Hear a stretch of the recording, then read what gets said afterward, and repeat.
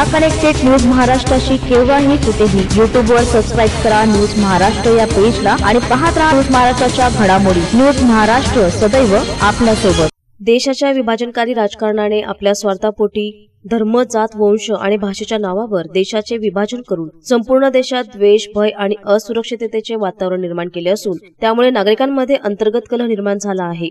ही परिस्थिती भयावह होत चालली आहे। या स्थितीत त्रिपुरामध्ये काही दिवसापूर्वी झालेल्या धार्मिक हिंसाचाराने देशातील नागरिकांना अस्वस्थ केलं आहे। त्यात अल्पसंख्याकांना, विशेषतः मुस्लिम धर्मियांना काही समाज कंटकांनी लक्ष्य करून प्राणघातक हल्ले केले, धार्मिक स्थळांची विटंबना केली, त्यांच्या धार्मिक ग्रंथेही नष्ट करण्यात आली आहे। यात सर्वात आश्चर्यकारक आणि अस्वस्थ करणारी बाब म्हणजे कायदा व सुव्यवस्थेची जबाबदारी असलेल्या स्थानिक पोलीस प्रशासनातील काही अधिकाऱ्यांनीही या समाज कंटकांची पाठराखण तर केलीच, अनेक ठिकाणी दंगलखोरांसोबत निरापराध निहत्य लोकांवर हल्ले करण्यात तसेच दंगली आणि हिंसाचारात हे अधिकारीही सहभागी होते। त्रिपुरा पोलीस प्रशासनाची भूमिका तेव्हा जास्त संशयास्पद व वादग्रस्त झाली जेव्हा दंगलीच्या परिस्थितीचा आढावा घेण्यासाठी आलेले काही वकील आणि सामाजिक व मानवाधिकार संघटनेचे कार्यकर्ते तेथे पोहोचले व त्यांनी तेथील परिस्थितीवर अध्ययन करून रिपोर्ट तयार केली। त्याची विविध स्तरावर चर्चा झाली, मात्र त्रिपुरा पोलिसांनी या लोकांवरच UAPA आणि इतर गंभीर कलमांतर्गत गुन्हे नोंदवून कारवाई सुरू केली आहे। देश सुखी आणि समृद्ध तेव्हाच होऊ शकतो जेव्हा सामान्य नागरिक स्वतःला सुरक्षित आणि निष्पक्ष न्यायपात्र मानून समाधानी असेल। आजकाल सरकारी संस्थेतील काही लोक आपल्या अधिकारांचा जास्तीत जास्त गैरवापर करून एकीकडे गरीब, निराधार आणि असहाय्य लोकांवर अत्याचार करतात तर दुसरीकडे आपल्या वैयक्तिक स्वार्थापोटी गुन्हेगारांना मदत करतात। ही परिस्थिती देशासाठी घातक आणि राष्ट्र उभारणीसाठी विघातक आहे। या संदर्भात एक निवेदन देण्यात आलंय। यात निवेदनामध्ये महामहिमांना विनंतीही करण्यात आली आहे। त्रिपुरातील हिंसाचारावर कठोर कारवाई करून सर्व स्तरातील दोषींवर कायद्यान्वये शिक्षापात्र कारवाई व्हावी, जेणेकरून त्रिपुरातील दंगलखोरांनाच नव्हे तर देशभरातील समाज कंटकांवर कायदा व सुव्यवस्थेचा धाक निर्माण व्हावा, जेणेकरून ते कोणाचेही कसल्याही प्रकारच्या छळापासून आणि अन्याय करणाऱ्यांपासून दूर राहतील, अशी मागणी या निवेदनामध्ये नमूद करण्यात आली आहे। हम अपने मुल्क में खुश नहीं रह सकते, लेकिन एक बड़ी अजीब बात ये ज़माने में देखने को मिल रही है, ख़ास तौर से भारत में।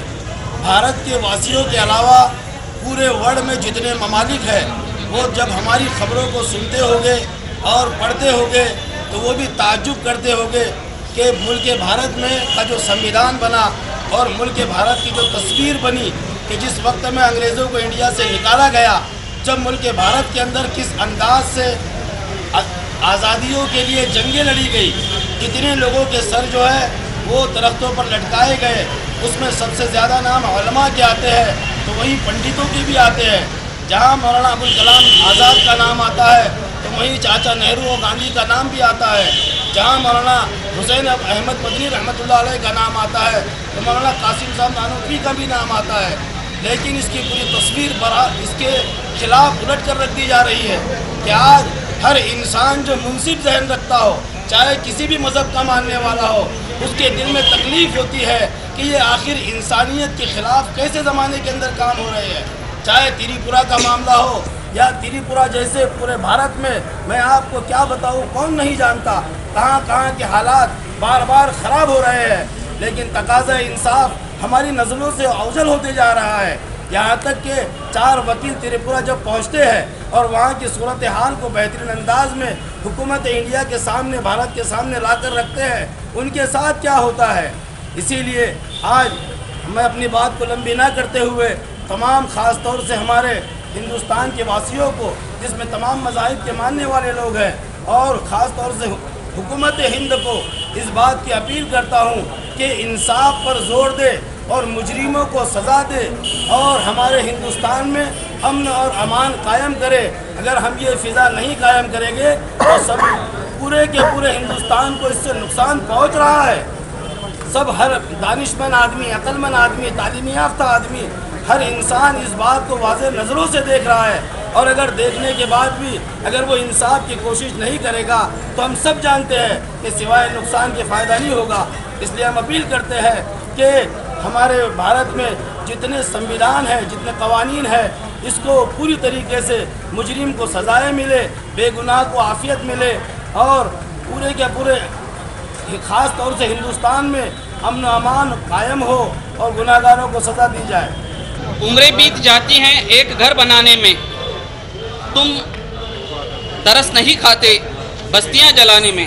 फाख्ता की मजबूरी ये भी कह नहीं सकती कौन सांप रखता है उसके आशियाने में। भारत में जो विविधता में एकता का एक संदेश है, हमारा सार्वभौम देश है। यहाँ हर जात, हर नस्ल, हर धर्म का आदमी इस देश का पूरा नागरिक और ये देश उसका पूरा है।